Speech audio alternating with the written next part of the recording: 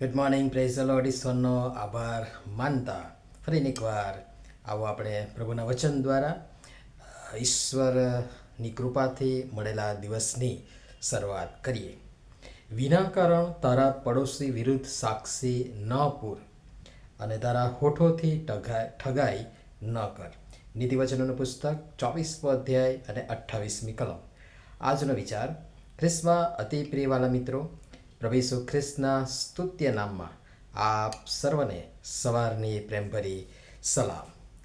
ઘણીવાર સાંભળેલી વાત અને જોયેલો અથવા તો કોઈકની આંખથી બતાવવામાં આવેલ પ્રસંગ કે ઘટનાને આધારે આપણે માણસો તથાગત નિર્ણય લઈ અથવા કેટલાક ભ્રષ્ટ, દુષ્ટ, સ્વાર્થી, તક સાધુ માણસોની, વ્યક્તિઓની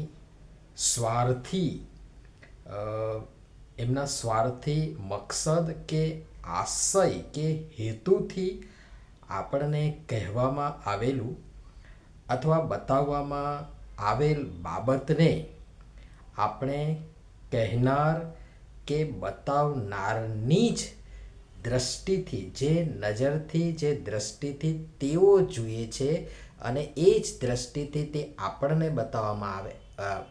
બતાવે છે, એ જ બતાવનારની જ દ્રષ્ટિથી મૂલ્યાંકન અથવા આંકલન કરી જે તે નિર્ણય લઈ સાક્ષી પૂરી દઈએ છે, જેના કારણે નિર્દોષને દોષિત અને દોષિતને નિર્દોષ સાબિત કરી દેવામાં આવે છે.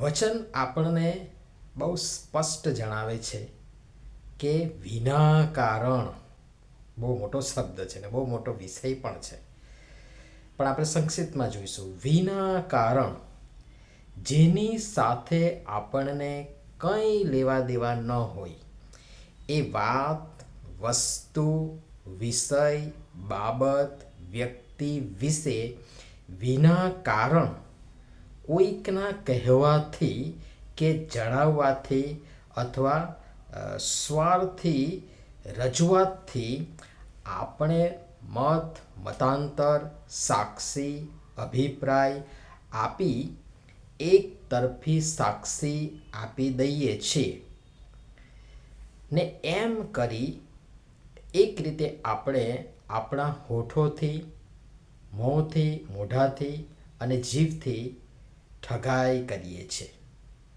ન કેવળ બીજા સાથે પણ સ્વયં આપણી પોતાની ખુદની જાતની સાથે પણ ઠગાઈ કરીએ છીએ.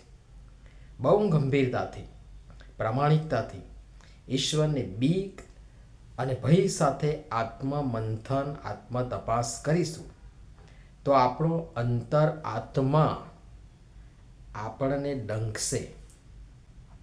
અને જો ખરેખર ખ્રિસ્તમાં અને ખ્રિસ્તના હોઈશું તો તેમના તરફથી, એટલે કે ખ્રિસ્ત દ્વારા, ખ્રિસ્ત મારફતે, ખ્રિસ્ત તરફથી મોકલેલ જે સર્વ સત્યમાં દોરી જનાર સંબોધક પવિત્ર આત્મા પણ આપણને રોકશે અને ટોકશે, બતાવશે અને જણાવશે કે તે આ ખોટું કર્યું છે.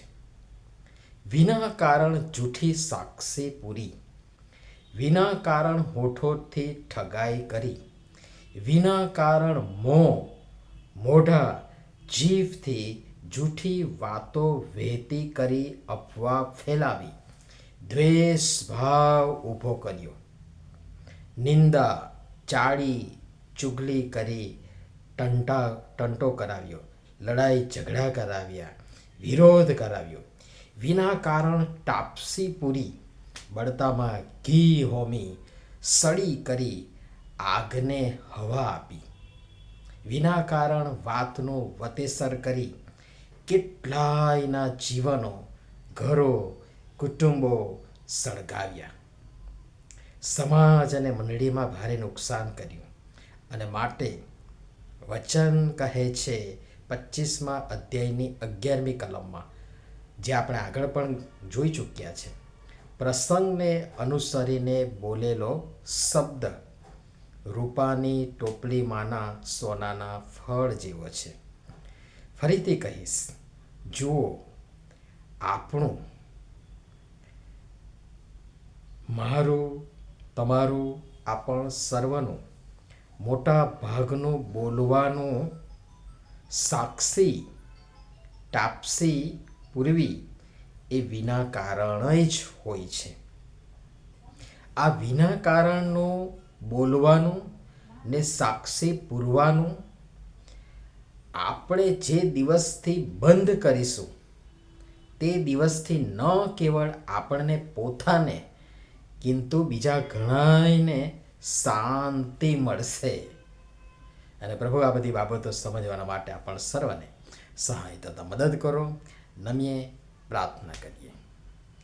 પ્રેમાળ, મહાન અને ગૌરવી ઈશ્વર પિતા, અમને આપવામાં આવેલ મોઢું, જીભ અને હોઠ દ્વારા અમે